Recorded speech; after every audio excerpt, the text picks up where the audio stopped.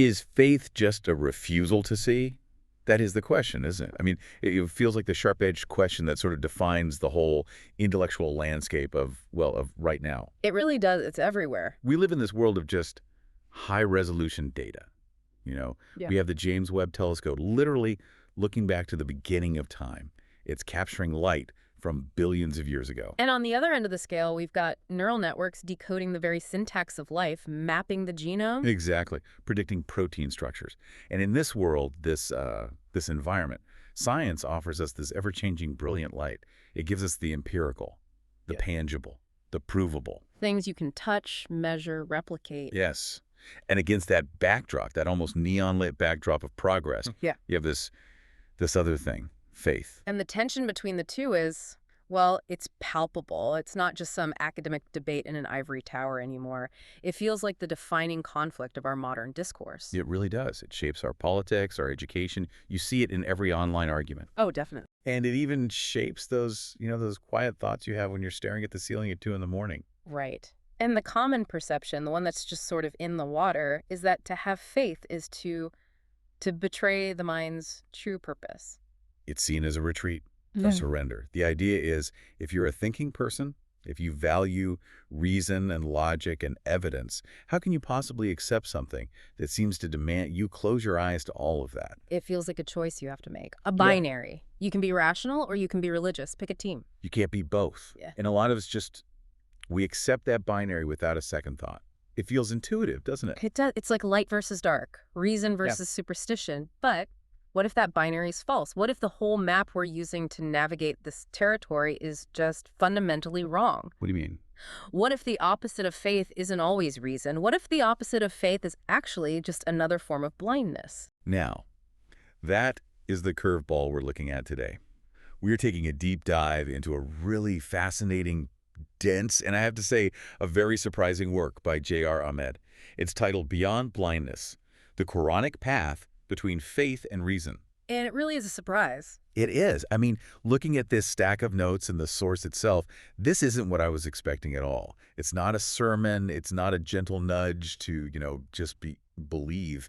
It feels more like a philosophical demolition project. That's a great way to put it. It's this rigorous, almost surgical deconstruction of how we think about belief and, just as importantly, disbelief. Ahmed isn't just, defending faith in the way you'd expect. He's turning the lens right back around onto the skeptic. He's challenging the very ground the skeptic stands on. Exactly. And he introduces this concept that I found incredibly arresting, something that just sticks with you long after you put the text down.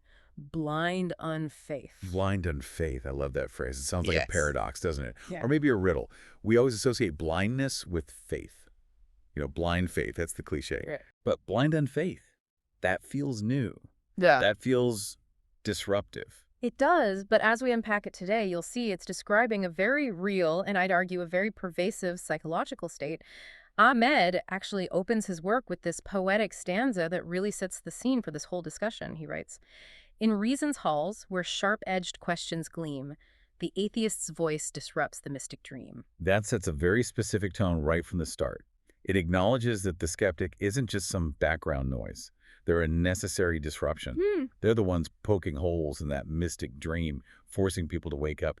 It sounds almost respectful of the atheist's role in the conversation. Precisely, and that's what makes this deep dive so compelling. Our mission today is to walk that line. We are going to explore Ahmed's argument that we're navigating what he calls a shadowed path between two extremes. The dogmatic blindness of religious tradition, which he critiques, and critiques heavily.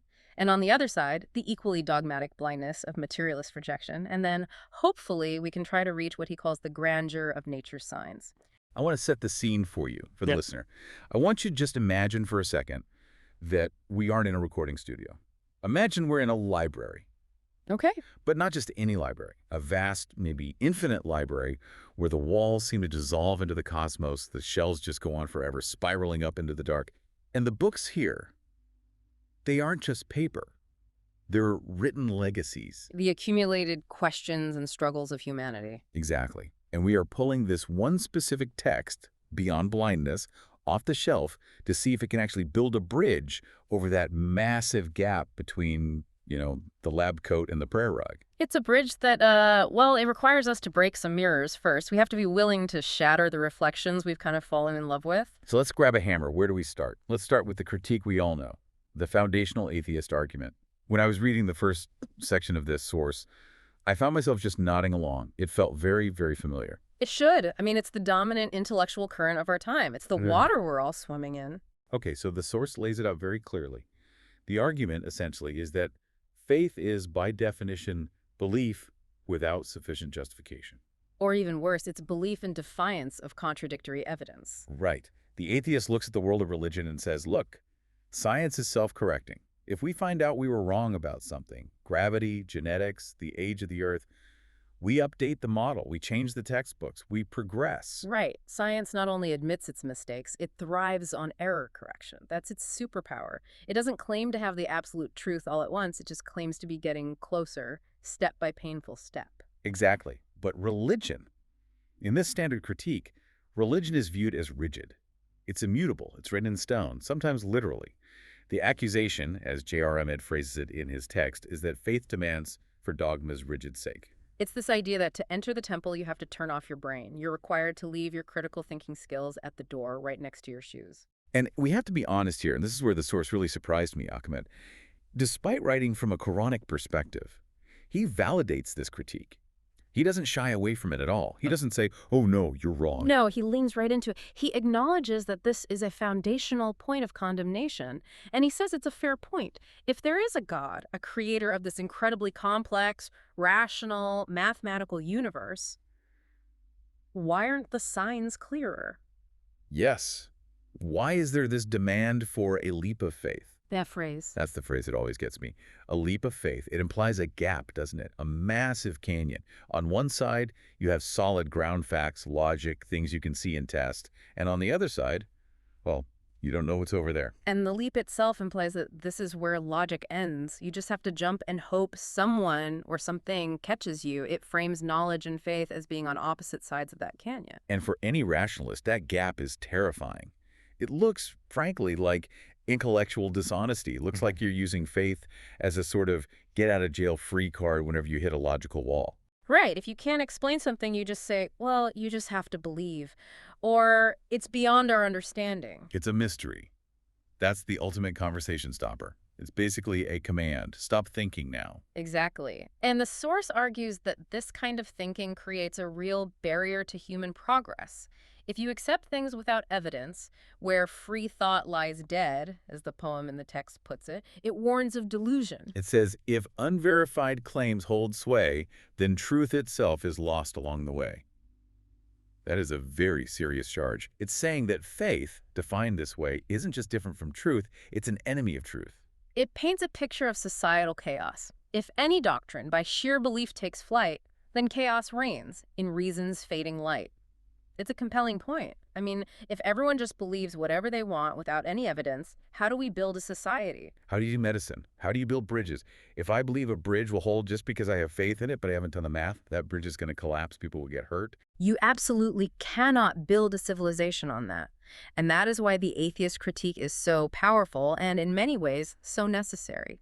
It champions the mind. It champions the intellect. It warns that faith, when it means blind acceptance, is not a virtue, but a vice. A thought-denying comfort at a dangerous price. Okay, so we've established the problem, and this is where we usually land on the definition of blind faith. The source defines it as accepting a belief based solely on emotional appeal or cultural inheritance, or just pure command. My parents believed it, so I believe it. Or the book says so, that's the end of the story, I don't need to check the facts. I was born into this tribe, so this is my truth. Right. It's an abdication of intellectual responsibility. You're outsourcing your thinking to the past, to your ancestors. And J.R. Ahmed calls this intellectually irresponsible. That is such a strong phrase for a religious author to use about what many people consider faith. Usually you hear religious leaders praising the simple faith of a child, but he's calling it irresponsible. He is, but he's making a crucial distinction here, one we need to hold on to for this whole discussion. He's distinguishing between faith and blind faith. They are not the same thing in his framework. So what's the difference? Blind faith uses the idea of faith as a substitute for reason. It actively hinders critical thought. It prevents that self-correction that's necessary for any kind of intellectual or spiritual growth. It's a dead end. Okay, so wait. If the source acknowledges that blind faith is intellectually irresponsible, a dead end, Mm-hmm. where does the Quran itself stand? Because let's be honest, the stereotype of religious texts is that they are the primary source demanding the blind obedience. Do not question, submit, obey.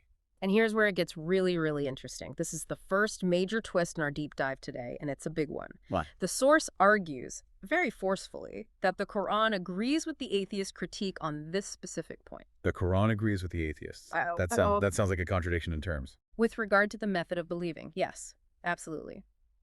The Quran, as presented here, explicitly condemns blind faith.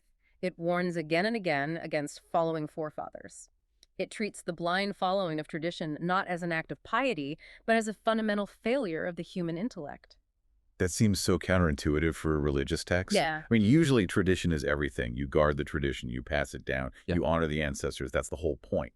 Not in the Quranic framework that Ahmed is presenting. He cites specific verses like 2.170 and 31.21. The narrative in both is almost identical. When people are told to follow the divine guidance, which the text frames as following the truth, their response is always, rather, we will follow that which we found our fathers practicing. We'll stick with what we know. Yeah. We'll stick with tradition. It's the we've always done it this way defense. It's probably the most common defense in all of human history for anything, whether it's religion or, corporate management. It is, and the Quran's response to that defense is just blistering. It asks, rhetorically, even though their fathers understood nothing, nor were they guided. And in another verse, it's even sharper. Even if Satan invites them to the punishment of the blaze. So it's not just saying they were ignorant. It's saying they might have been actively malicious or misled. Exactly. The source argues that the Quran is fundamentally rejecting the entire concept of inherited dogma. It's saying that just because something is old doesn't make it true. Just because your father said it, that doesn't make it right. So because my dad said so is not a valid theological argument in the Quran. According to J.R. Ahmed's reading, absolutely not. In fact, it's presented as the argument of the fool. The key concept here is, follow not forefathers when reason falters. If your heritage, your tradition, doesn't stand up to scrutiny, you are not only allowed to abandon it, you are obligated to. That is a radical demand. It reframes the text, not as a guardian of tradition, but as a challenger of tradition. It's almost revolutionary in that sense. It's telling the individual listener to be willing to break with their entire community, if that community is wrong. That's dangerous stuff. It is. It demands critical scrutiny. The source says the Quran advocates for critical scrutiny across every land. It's pushing against that rote obedience. So when the atheist says, you're just believing this because you were born into it, the Quran in this reading effectively says, you're absolutely right. That is a terrible reason to believe. Stop doing that. Think for yourself. It completely invalidates the cultural believer, and that's a heavy hit for a lot of people who treat their religion as just a part of their cultural identity, like their food or their music. Right. It suggests that truth isn't something you inherit, like a surname or a genetic trait. It's something you have to acquire through effort, through struggle, and through reason. Okay, so we've firmly established that blind faith believing without evidence, believing just because of tradition, is bad. Both the atheist and, surprisingly, the Quran seem to agree on that point. But now we have to pivot, because the title of the work is Beyond Blindness. And the source introduces this other, much stranger concept, blind unfaith. Yes. And this is where we need that sound we talked about. The sound of shattering glass. We could break the mirror. The shattering of the dogmatic mirror. Because we often think of skepticism as the opposite of dogma, don't we? Yeah. We think of the atheist as the one who is broken free from the chains, the one who has walked out of Plato's cave. But Ahmed's argument is that there is a mirror image to blind faith, a blind unfaith. He also calls it blind skepticism or blind materialism. Exactly. So let's pull on that thread. How can skepticism be blind? Isn't the whole point of skepticism to look closely, to see clearly? Ideally, yes, of course. But here is the definition the source provides. If blind faith is accepting a proposition without checking the evidence, blind unfaith is the dogmatic rejection of a proposition based on an unexamined philosophical commitment. Okay, let's unpack that. Unexamined philosophical commitment, you mean? Yeah. Like deciding the answer before you even ask the question. Precisely. It's usually a commitment to philosophical materialism, the idea that only physical matter and energy exist, and that's it, full stop. The source describes it as a rejection that is maintained even in the face of compelling arguments or a deep systematic coherence in an opposing view. So it's the point where skepticism stops being a tool for inquiry and becomes a shield against uncomfortable truths. That's a great way to put it. Imagine a person who is locked in a room, and they've decided, absolutely, that there is nothing outside the four walls of this room. Now, even if they hear a knock on the door or see light coming from under the crack, they dismiss it. They say, no, that's just the wind. That's just a trick of the light. My brain is playing tricks on me. Because they have already decided purely on principle that there is no outside. The data doesn't matter because it contradicts the premise. The premise is untouchable. The mechanism of blind unfaith is that a priori commitment, only the material exists. Therefore, any evidence that points to a transcendent reality, no matter how suggestive, must be dismissed.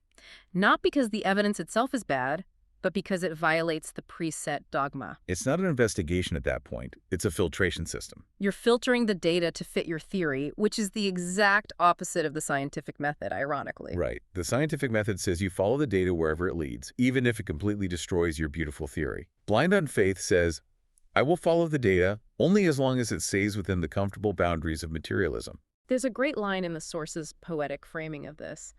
A dogmatic rejection that whispers doubt's dark name.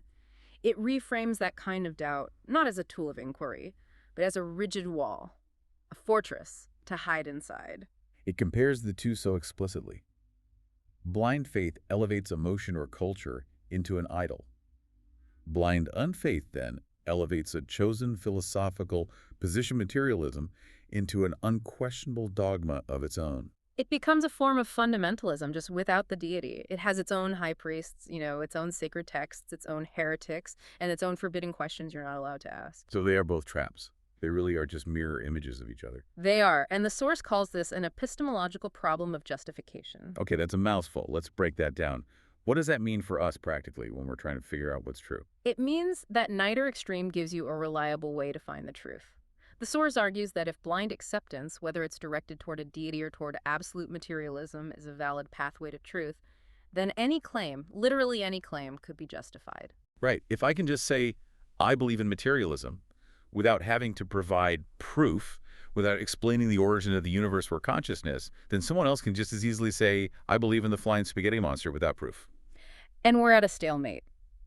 It's just my dogma versus your dogma, my feelings versus your feelings. And no progress is made. None. The epistemological critique suggests that both blind faith and blind unfaith provide no reliable mechanism for distinguishing between what's true and what's false. So an intellectually honest pursuit of truth has to reject both extremes. You have to be willing to look at all the evidence without the filter of I must believe or I must disbelieve. You have to take all the blinders off. Can you give me a concrete example of this from the source? What does blind unfaith actually look like in a real-world debate? Because I think a lot of listeners might be thinking, well, sure, I'm a skeptic, but I'm not blind. Of course. The source points to the fine-tuning of the universe. This is a classic example on cosmology, and it's a powerful one. We know scientifically that the universe operates on these incredibly precise physical constants. Gravity, the strong nuclear force, the cosmological constant, the mass of the electron. All of them. The Goldilocks constants. If they were off by even a fraction of a percent, a minuscule amount, the whole game would be over. Stars wouldn't form, or atoms wouldn't hold together, or the entire universe would have collapsed back on itself a few seconds after the Big Bang. Life as we know it would be completely impossible. Impossible. The precision is just staggering. It's like trying to hit a 1-inch target on a dartboard at the other end of the observable universe. Now, when faced with this incredible systematic order, a blind unfaith approach would be to immediately dismiss it as random chance without providing a testable mechanism. It simply says, well, it can't be a designer, so it must be an accident. It's a dismissal by default, not an actual explanation. It's just waving a hand and saying coincidence. Precisely. And look, to be fair, there are theoretical physics models that try to explain this, multiverse theories and so on, and those are fascinating. But the impulse of blind unfaith is to jump to accident as the default conclusion, to immediately shut down the alternative possibility. Because the alternative is too uncomfortable. Right. The source argues that dismissing the profound order of the universe as just a lucky accident without a coherent logical account for it is just as dogmatic as believing a religious text simply because Grandpa said so. It fails the standard of intellectual objectivity. It rejects the possibility of evidence that doesn't fit within its narrow materialist constraints. That is a very heavy charge. It basically accuses the militant materialist of being a fundamentalist in a different set of clothes. It says, you think you are the purely rational one, but you are actually just operating on a different kind of faith. A faith in no God. A faith in accident. The source calls it blind materialism. It's an adherence to a skepticism that refuses to even admit the possibility of non-material realities, even when the system itself seems to cry out for one. The key insight here is that intellectual honesty requires rejecting both of these extremes. You have to be willing to walk that middle path of open inquiry. You have to be brave enough to ask the question, what if the universe actually means something? Exactly. But why do we do it? If blind faith is intellectually lazy and blind unfaith is just a mere image of that same laziness, why are we so prone to falling into these traps? I mean, I like to think I'm an open-minded person, but the source then dives into the psychology of this, and it gets uncomfortable. It holds up a mirror to our own egos. It really does. It's a diagnosis. At this point, the source and the Quranic verses it cites stops being about pure philosophy and starts being about psychology. It starts asking, what are you protecting? Why do you refuse to see? Let's start with the big one, confirmation bias. We hear this term all the time in popular psychology. We do, and for good reason. It's the simple, powerful tendency to prefer information that reinforces what we already believe. If you're a committed materialist, you find yourself clicking on articles that debunk religion. If you're a devout believer, you click on articles that support miracles. We curate our own reality. We build our own echo chambers. But the source links this cognitive bias to a much older spiritual concept, the hardening of the heart. Now, that sounds very poetic and archaic, but in this context, it feels like a cognitive process, a solidifying of the mind. It does. Yeah. The source references verses from chapter 6 of the Quran, verses 109 to 111. It says something like, we will turn away their hearts and their eyes just as they did not believe in it the first time. That last part is key, just as they did not believe in it the first time. So the first rejection makes the second rejection easier, and the third even easier than that. Exactly. It's a feedback loop. Every time you reject a potential sign, every time you suppress that little voice inside that says, maybe there's more to this, every time you mock a sincere argument without actually considering it, your heart gets a little harder, your mind gets a little more rigid. It's like building a callus on your mind. That's a great metaphor. The source argues that it's not a lack of evidence that ultimately prevents belief. It's a choice to turn aside. It is motivated reasoning. We decide, for whatever reason, what we want to be true, and then we work backward to find justifications for it. The Quranic phrasing for that is, Satan made attractive to them that which they were doing. In modern terms, we'd say we rationalize our own behavior. Yeah. We make our bias look and feel like pure logic. We tell ourselves we're being rational, when really we're just being stubborn. There's a really chilling line in the source's description of those verses. It just stopped me cold when I read it. It says, and even if we had sent down to them the angels, and the dead had spoken to them, still they would not believe. Wow. Think about the implication of that. If the dead had spoken to them, I mean, forget subtle signs in cosmology. Imagine a full-on ghost appearing right here in this room. A zombie apocalypse, whatever you want. Even then, the source says, those who are committed to blind unfaith would find a way to dismiss it. They'd say, I'm hallucinating. It's an advanced hologram. It's a deep fake. Someone must have drugged my coffee. Because the barrier isn't external anymore, it's internal. It's a fundamental refusal to process the beta. If your entire worldview cannot allow for the supernatural, you will explain away anything to keep that worldview intact, no matter how absurd the explanation becomes. It reminds me of that old saying, there are none so blind as those who will not see. The blindness isn't in the eyes, it's in the will. And that is exactly what the title Beyond Blindness is getting at. It's about transcending that internal barrier, that willed blindness. The source also touches on something that feels so relevant to right now. It talks about social identity and groupthink, specifically how doubt becomes a badge of identity. Oh, this is huge. We see this constantly on online culture. Disbelief isn't just a provisional conclusion based on evidence anymore. It's a tribe. It's team science versus team faith. You wear the jersey. And the source mentions how, in that environment, sarcasm and mockery replace genuine dialogue. It all becomes a performance. It does. If you go on certain forums or subreddits, it's not a debate about theology or cosmology. It's a competition to see who can come up with the snarkiest, most clever takedown, who can make the other side look the most ridiculous. It's about scoring social points with your tribe, not about finding truth. And the source argues that this environment is fundamentally toxic to the pursuit of truth. Truth's clear calling, they choose to discard it. I love that phrasing. When skepticism becomes a performance, any real openness to change is lost. You can't learn if your primary goal is to mock the material.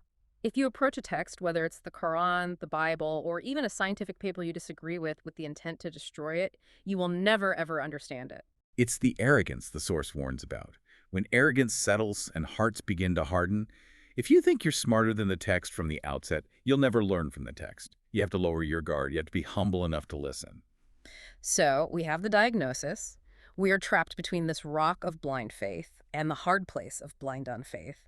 We are driven by confirmation bias and social posturing. The big question is, how do we get out? How do we break these mirrors? What's the prescription? Because if we just leave it there, it's a pretty depressing picture. It sounds like everyone is just deluded in one way or another. The source calls it the middle path, a path of sincere reflection and, crucially, intellectual humility. And it points us away from the arguments, away from the debates, and toward the horizon. And this brings us to the section on the grandeur of nature's signs. I love the audio idea for this. The library walls just melting away and dissolving into the night sky. Because the Quran, according to J.R. Ahmed, doesn't primarily point to miracles in the sense of, magic tricks turning sticks into snakes or walking on water. It points to the universe itself. This is the central concept of ayah. In Arabic, the word ayah means a sign. It refers to the verses of the Quran, yes, but it also refers to natural phenomena. The sun, the moon, the cycle of rain, human biology, the flight of birds, the patterns in the stars. The source has a beautiful line about this. In nature's grandeur, in self's own wondrous art, or universal signs inscribed on every heart. The mandate here is one of observation. The Quran constantly urges humanity to observe the horizons and to look within themselves. That's from verse 41.53. The idea is that the universe is a text. It is a vast library waiting to be read. It's asking us to be scientists, effectively. To be empiricists. Yes. So faith in this context is not blind. It's not a leap in the dark. It's a conclusion. Exactly. It's an inductive conclusion. You look at the system. The source uses the term Rab, which means the systematic sustainer or organizer. And from the incredible order of the system, you infer the existence of the designer. It's the classic watchmaker argument. It's Paley's watchmaker, yes, but expanded to the scale of the entire cosmos. If you find a beautifully complex watch lying in the desert, you don't assume the sand and wind accidentally assembled it over billions of years. You infer a watchmaker. And the Quran is saying, look at the watch, sure, but also look at the galaxy. Look at the cell. Look at the water cycle. Look at your own consciousness. And use your mind. It's not asking you to ignore the laws of physics. It's asking you to see the laws of physics as the signature of the author. The very consistency of those laws is the primary sign. But to see that watch, to really see it for what it is, you need that one thing we talked about a minute ago. You have to drop the arrogance. You need intellectual humility. That is the cure. If the disease is a hardened heart, then the only cure is humility. And the source defines this so beautifully and practically. It says it requires three things. First, simply acknowledging the possibility that you might be mistaken. That's the hardest one for most of us, isn't it? To look in the mirror and genuinely say, I might be wrong about everything. My atheism might be based on a false premise, or my religious tradition might be corrupted and wrong. That takes real courage. It does. Second, it requires engaging with the substance of the argument, listening deeply, with arguments unswayed, the text says. Meaning, you don't just listen for a flaw so you can pounce on it. You don't just listen to reply. You listen to understand.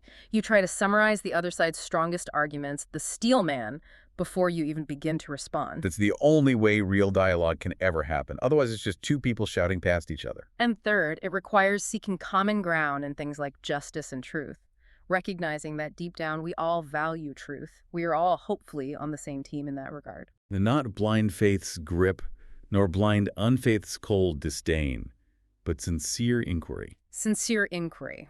That is the bridge. That is the only way out of the trap of the two blind spots. It's about approaching the universe with a question mark, not a period, with openness, not a pre-written conclusion. Now, this brings us to what I think is the most surprising part of the entire source material. It's a real Radiolab-style reveal. We usually think of religious texts as being lists of rules. Do this, don't do that, eat this, don't eat that, pray at this specific time. Right, a rule book, a legislative document for a community. But J.R. Ahmed argues that the Quran presents itself very differently. It presents itself as a rational challenge, an intellectual provocation. And it's not just saying, believe me because I said so. It's saying something much more aggressive. It really is. The source highlights a very specific recurring challenge found in the text. A great example is in verse 2.23. It says directly to the skeptic, produce a surah similar to it. Produce a surah similar to it, a surah being a chapter of the Quran. Yes. And the source analyzes this not as a simple boast, but as a falsification test. A falsification test. You mean like in science? Uh, Like Karl Popper's criterion for what makes a theory genuinely scientific? in a sense, yes. Popper famously said that for a theory to be scientific, it must be falsifiable. There must be an experiment or an observation that could, in principle, prove it wrong. If you can't even imagine a way to prove it wrong, it's not science, it's dogma. Okay. The Quran is, in this reading, saying something similar. You doubt this is from a divine source. You think a human being wrote this in the 7th century desert? Okay, prove it. If this is just human speech, if this is just ancient Arabic poetry, then you, as humans, with all your collective literary and intellectual genius, should be able to replicate it. You should be able to produce something of equal linguistic, literary, and conceptual excellence. Right. That is a bold, bold claim. It's moving the text itself from the category of dogma to be believed to data to be analyzed. It's putting the book on the table and saying, analyze this, deconstruct it. So it's saying, here is the data set. Analyze the linguistic structure. Analyze the narrative coherence. Analyze the rhythm and the rhyme schemes. Analyze the psychological depth, the lack of contradictions over 23 years of revelation. It challenges the listener, the keenest mind, as the source puts it, to try and beat it at its own game. It's essentially saying, don't just reject me from a distance, beat me. Call your witnesses, it says in the verse, if you should be truthful. It is a call to intellectual arms, and the implication of that is just profound. Because it means the Quran isn't asking for blind submission, it's asking for rigorous engagement. It's saying, if you are truthful in your doubt, then you have an obligation to test the claim. Don't just sit in your armchair and mock it from afar. Do the work. It's trying to break that very cycle of unfake's rigid wall we talked about earlier. It forces you to stop being a passive, dismissive skeptic and become an active participant in the investigation. You have to get your hands dirty with the text. You have to actually analyze the linguistics, the structure, the meaning. You have to treat it as a serious object of study. And that completely flips the script on the whole faith versus reason debate. The source is arguing that the Quran is urging you to use your reason to its absolute limit in order to verify the claims of revelation. It's not faith or reason. It's faith through reason. It's a conviction that is arrived at by an exhaustion of the alternatives. You try to disprove it, you try to produce something better, and when you fail, that very failure can lead to a reasoned faith. That is a massive shift in perspective from where we started. We started this deep dive asking that simple question, is faith just a refusal to see? And I think we found that in many cases it is. Blind faith, the faith of my father said so, is absolutely a refusal to see. It's a refusal to see the need for evidence. It's a refusal to grow. But then we found that unfaith, dogmatic skepticism, rigid materialism, can also be a refusal to see. A refusal to see the signs in the cosmos, the patterns, the complexity, all because of a preset dogma. A stubborn refusal to step outside the materialist box. We journeyed from that shadowed path, through the shattering of the mirrors of our own biases, to this idea of the universe as a library. And the grandeur of nature's signs. For me, the big takeaway is that the real enemy isn't the atheist or the believer. The enemy is the closed heart. The enemy is the refusal to inquire sincerely. The enemy is the arrogance that whispers, I already know the answer. So here is the final thought I want to leave with you. And I'm talking directly to you, the listener, right now. Whether you are on your commute, prepping for a meeting, or just sitting in the quiet and letting this wash over you. You might consider yourself a person of science, a person of reason. You might pride yourself on your rationality, on your skepticism. But if you believe you are guided purely by reason, have you ever truly vetted your own skepticism? Is your doubt the result of a genuine, open-ended, and humble inquiry? Or is it a mirror of the very same blind faith you so rightly criticize? Are you looking at the universe as a collection of random accidents because that's the story you were told to see? Are you, in a way, just following your own forefathers of philosophy? Without question. Or are you willing to look at it all as a library of signs waiting to be read? The Source invites what it calls an openness of soul, to look at the horizons and to look within yourself and to just see. It invites you to be truly awake, to break the mirror and see what's actually there, not just what you expect to be there. Because in the end, it's not about winning an argument, it's about finding the truth. And that path, the Source says, requires one thing above all else: sincere inquiry. Sincere inquiry. It requires the courage to follow the evidence no matter where it leads, even if it leads you somewhere you never ever expected to go.